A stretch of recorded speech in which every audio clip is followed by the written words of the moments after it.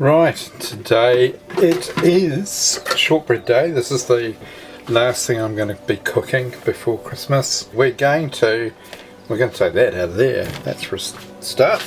We're going to start with half a cup of castor sugar. Now luckily this butter has got little marks here. That's 100, that's 200, that's 250, that should be about 225 right through there. So I'll leave this paper on here because what I'm going to do is I'm going to get my trusty scales, which aren't very trusty at all, and we're going to pop that there. Exactly 225. Okay, maybe they are trusty. So we've got our butter measured as well. Now it's a very warm day here, so I'm just going to, if I put this butter onto the chopping board, actually I'm just going to put it in there, and what I'll do is I'll chop it while it's there. It's never straightforward when you're putting butter with sugar, never. Right, we'll come back when I've got rid of that problem. Right, so I've decided to go for the egg.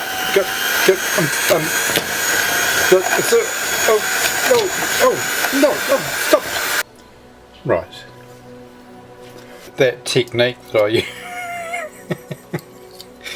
I used for creaming the butter and sugar, it's a very little used technique. Usually I keep it as my special Christmas mix, sort of like a wrapper, really. That's my signature sort of mix. Look at that. Despite all of that, I'm just going to looking around, there's not too much of it, so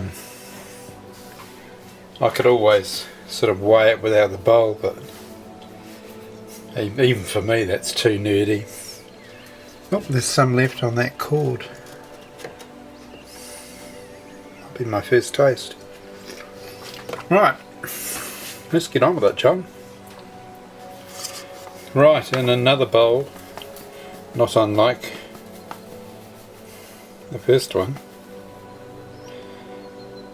we have 2 cups of plain flour, 2 cups of plain flour, which we're going to sift. And it wasn't quite a full cup, so you've got to really shake it around in your measuring device, flour, because quite often wrong recipes come from bad measurements.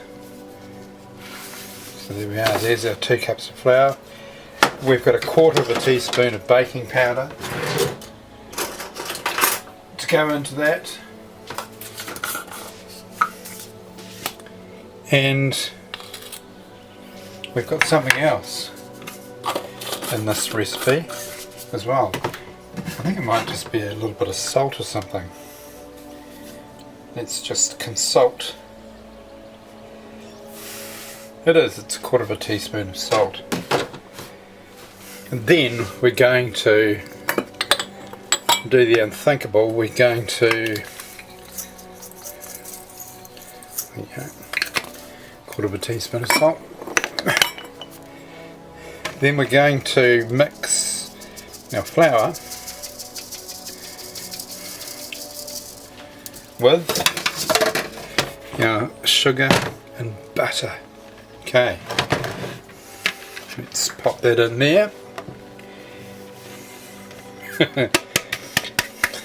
You're all willing me to use that beater again, but I'm not going to. I'll come back when I've combined it by hand. Right, so I've done a bit of mixing here. As you can see, that's all starting to come together now. So this is when you would discard your spoon and get your hands in there. Right, wash them first, of course, but get your hands in there.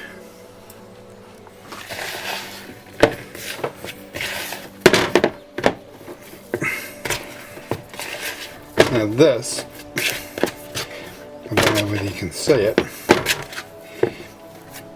it's quite sticky.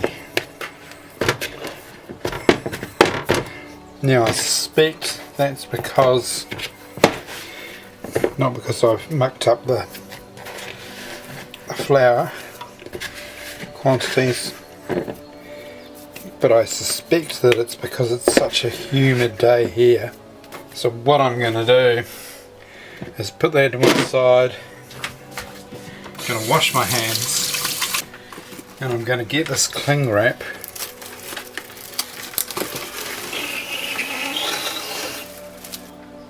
and we'll pop this, and I'll flatten it because I want it to be fairly easy to roll, but normally I might only just do half an hour in the fridge, but this is very soft indeed, and to roll this out and stop it from spreading too much when it bakes is going to need some refrigeration. Right, there we are. We've got our dough out of the oven. Just going to sprinkle a bit of flour on here. When you're rolling, just make sure that it is a soft roll that you do. I was pushing too hard, and that was splitting the dough. Rightio, I've got a few different shapes here. I've got some hearts. So I've got a tray with some parchment paper behind me, which you can't see. But once I've finished cutting these out, and there you have them. They are ready to go into the oven, and that recipe made 30 cookies. Alright, so let's get them in. 160 degrees for somewhere between 10 and 15 minutes, depending on how fast your oven is. Mine's very fast, so I'm going to check up to 10 minutes. And there they are, straight out of the oven.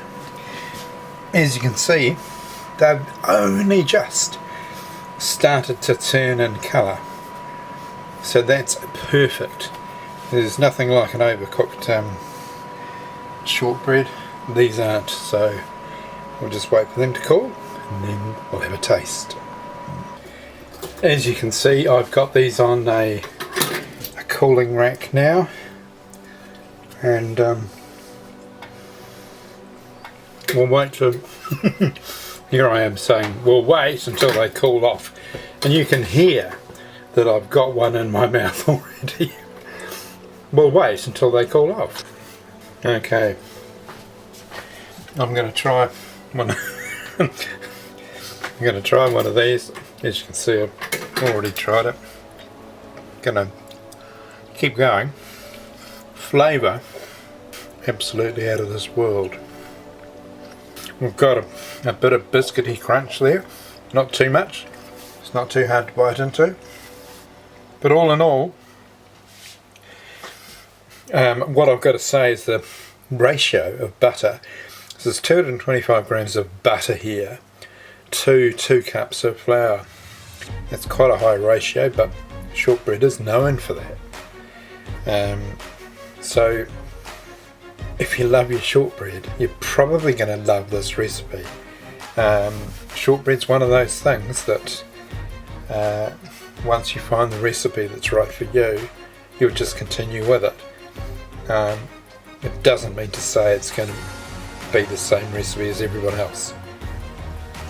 Right, have a go at this. As I say, it makes 15 biscuits, so I will catch you on the next recipe.